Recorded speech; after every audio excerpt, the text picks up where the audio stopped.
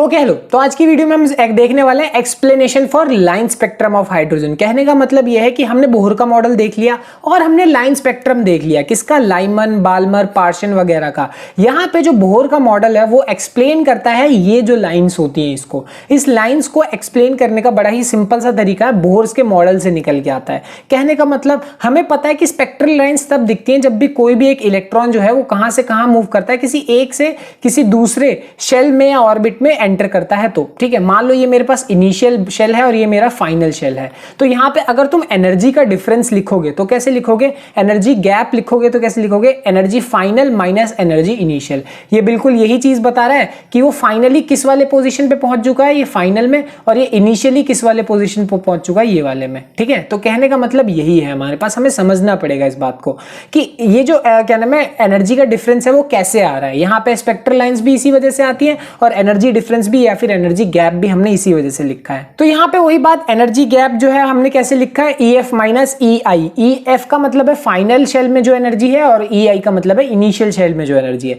अब इसी चीज को एक्सप्लेन करने की थोड़ी सी कोशिश करेंगे यहाँ पे, मतलब इस चीज को हम इस तरीके से ले जाएंगे ताकि हम इससे लाइन स्पेक्ट्रम को एक्सप्लेन कर सकें। चलो ध्यान से देखो, यहाँ पे अगर तुम एनर्जी का डिफरेंस लिखोगे तो क्या लिखोगे, RH/NF² और RH/NI²। ये बात अगर तुम्हें नहीं पता तो मैं बता दूं, एनर्जी का फॉर्मूला होता है क्या, -RH, ये होता है रिडबर्ग्स कांस्टेंट, अपॉन में n का स्क्वायर, और n क्या होता है, प्रिंसिपल क्वांटम नंबर। और वही अगर यहाँ फाइनल लगा हुआ है तो फाइनल आखिरी शेल जो होगा उसके लिए, और यहाँ पे इनिशियल का मतलब है इनिशियल, n की वैल्यू कुछ भी हो सकती है ना, 1 2 3 4 कुछ भी हो सकती है, तो उस हिसाब से एनर्जी की वैल्यू लिखी है। तो वही फाइनल के लिए फाइनल लिखी है और एनर्जी के लिए इनिशियल के लिए इनिशियल, और बीच में माइनस लगा हुआ है। ठीक है, अब यहाँ पे वैल्यू पुट करके अगर तुम वो करोगे तो सबसे पहले तो तुम्हारे पास RH जो है वो क्या आ जाएगा, कॉमन आ जाएगा। ठीक है, इसमें भी RH और इसमें भी RH कॉमन आ गया, बचा क्या, 1 में NI² माइनस 1 में NF²। कंफ्यूज मत होना कि NI पहले कैसे आ गया और NF बाद में कैसे चला गया, बीच में माइनस है और एक माइनस इसके पास भी है ना, इस वजह से उल्टी पल्टी हो गई कि NI पहले आ गया और NF बाद में आ गया। सिंपल कैलकुलेशन है, बहुत बेसिक सी। ठीक है, यहाँ पे अगर हम RH की वैल्यू पुट करेंगे यानी रिडबर्ग्स कांस्टेंट की वैल्यू पुट करेंगे तो हमें पता है जब एनर्जी के लिए हम करते हैं तो उसकी वैल्यू कितनी होती है, 10⁻⁻18 होती है। ठीक है, तो यही वैल्यू बस हमने यहां पुट कर दी और ये है अभी तक हमारे पास एनर्जी गैप। तो अब यहीं से अगर मैं फ्रीक्वेंसी लिखना चाहूं तो फ्रीक्वेंसी का फॉर्मूला होता है क्या, ΔE/h। अब ये चीज नहीं याद तो मैं फिर से बता देता हूं, E = क्या होता है, h न्यू होता है। ये हमने प्लैंक्स की थ्योरी में देखा था, ये एक बहुत important, one of the most important formula है इस चैप्टर का, तो ध्यान रखना। E = क्या होता है, h न्यू होता है, तो उसी फॉर्मूले से क्या लिखा है, न्यू = ΔE/h। बस डेल्टा इसलिए लगा दिया क्योंकि यहाँ पे हम डिफरेंस की बात करें, बस वही वाली बात है।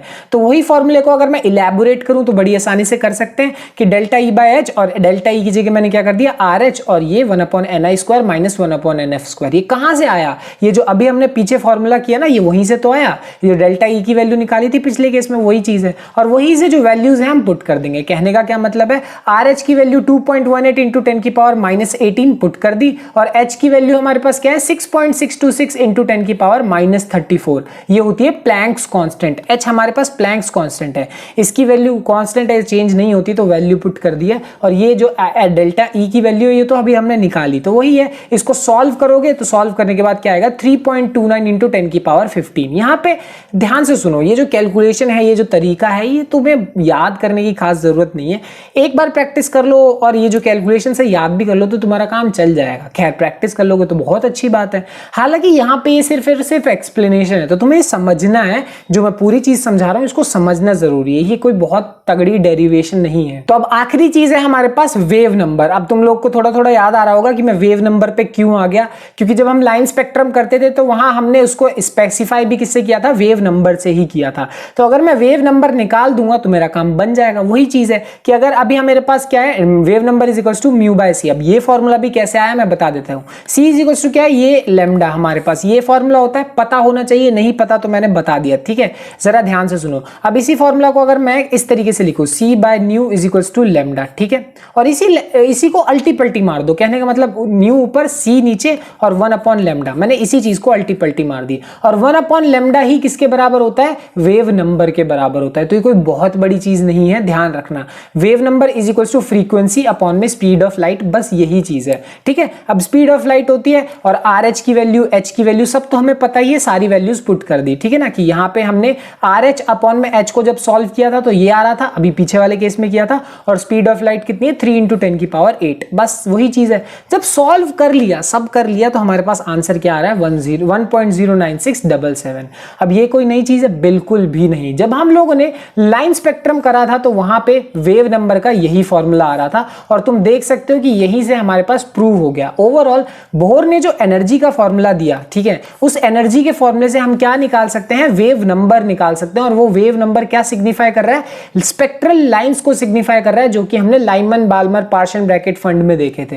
तो यानी जो बोहर का मॉडल है, बोहर की थ्योरी है, वो एक्सप्लेन करती है लाइन स्पेक्ट्रम को। जो लाइंस निकलती है ना अलग अलग डिफरेंट तरीके की, कोई अल्ट्रावायलेट होती है, कोई विजिबल होती है, उनको एक्सप्लेन कर रही है बोहर की थ्योरी। तो ध्यान रखना, ठीक है। अब यही चीज है, इसमें 2 केस आते हैं। पहला केस ये है कि एब्जॉर्प्शन स्पेक्ट्रम कब बनेगा, जब n final is greater than n initial. कहने का मतलब है कि वो छोटे शेल से बड़े शेल में जाए। छोटा शेल मान लो n इज इक्वल्स टू 2 और बड़ा शेल मान लो n इज इक्वल्स टू 5। तो जब वो छोटे शेल से बड़े शेल में जाएगा तब हमें एब्जॉर्प्शन स्पेक्ट्रम देखने को मिलेगा। और वही चीज है कि अगर वो बड़े शेल से छोटे शेल में आएगा, फिर से एग्जांपल के तौर पे ले लो, बड़ा शेल हमारे पास n इज इक्वल्स टू 5 और छोटा शेल मान लो हमारे पास n इज इक्वल्स टू 2। तो जब ऐसा होगा तब हमें एमिशन स्पेक्ट्रम देखने को मिलेगा, ठीक है। और ऐसा क्यों होता है ये भी मैंने तुम्हें बताया, क्योंकि जब वो बाहर जाता है, बड़े शेल में जाता है तो एनर्जी एब्जॉर्ब करता है, और जब वो छोटे शेल में आता है तो एनर्जी गेन करता है। तो बस यही थी पूरी कहानी कि मैंने एनर्जी गैप की मदद से वेव नंबर के इस वाली इक्वेशन को प्रूव कर दिया, ठीक है ना। बोहर की थ्योरी से ये चीज प्रूव हो गई। तो इसको मैंने 3 स्टेप्स में बांटा है, एनर्जी गैप, फिर फ्रीक्वेंसी और वेव नंबर्स। हालांकि तुम्हारा अपनी अप्रोच होगी, मुझे कोई प्रॉब्लम नहीं है, बट मेरी अप्रोच ये है, तो तुम इस तरीके से करोगे तो तुम्हें बहुत ज्यादा आसानी होगी। स्टेप बाय स्टेप मैंने एनसीईआरटी वाले को ही मतलब अच्छे से तोड़ वोड़ के तुम्हें दिखा दिया है कि नहीं। हालांकि ये कोई बहुत तगड़ी डेरिवेशन नहीं है कि तुम्हें लिख के करनी पड़े, एक बार देख लोगे तो समझ में आ जाता है। और इससे ये भी समझ में आता है कि कैसे बोहर की थ्योरी एक्सप्लेन कर पा रही है किसको, लाइन स्पेक्ट्रम को। खैर मिलते हैं अब अगली क्लास में, बाय बाय।